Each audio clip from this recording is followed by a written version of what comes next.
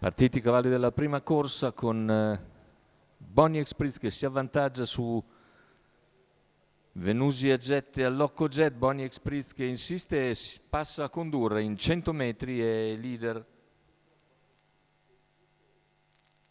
Seconda posizione alla corda per Venusia Jet davanti ad Allocco Jet, rimane invece per corsie esterne Attila che poi sembra desistere, non forzare sul battistrada. Bonnie Express dunque leader fin dai primi 100 metri iniziali, se ne va un quarto in 31, quindi va via a discreta andatura il battistrada. All'esterno Attila, lungo la corda c'è Venusia Jet, mentre in posizione di rincalzo c'è Annie Pan che è in seconda pariglia.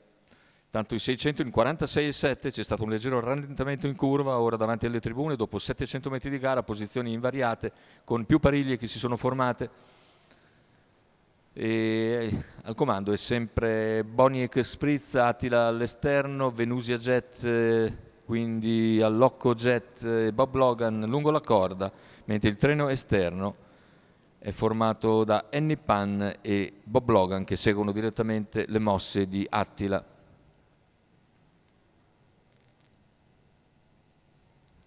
In coda c'è Special Matto,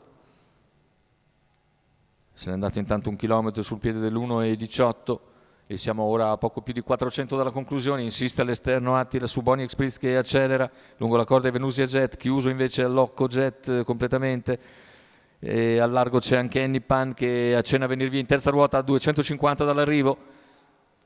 Completamento della piegata, sta correndo alla grande Attila che è ancora all'esterno di Bonnie Express che ora però accelera. Annie Pan ci prova in terza ruota lungo la corda Venusia Jet, poi anche Allocco Jet, finale con Attila che insiste ancora e sul palo, ha ragione.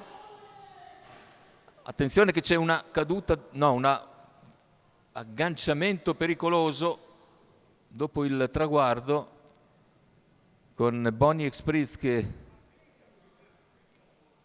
ha sbalzato di sella il suo gentleman che si è rialzato al volo, speriamo senza conseguenze. Ora lo vediamo camminare un po'. Il cavallo è stato ripreso al volo invece, quindi non è successo nulla. Andiamo a rivedere l'arrivo, la vittoria del numero 4 Attila che fa una corsa veramente incredibile. Secondo posto per il numero 3 Bonnie Express, al terzo è Annie Pan, al quarto è Venusia Jet, tutti molto vicini, ma la vittoria va comunque a Attila che corre davvero alla grande, con Guido Mezzetti in sediolo per conto del signor Marco Bortolotti, che ne è il trainer.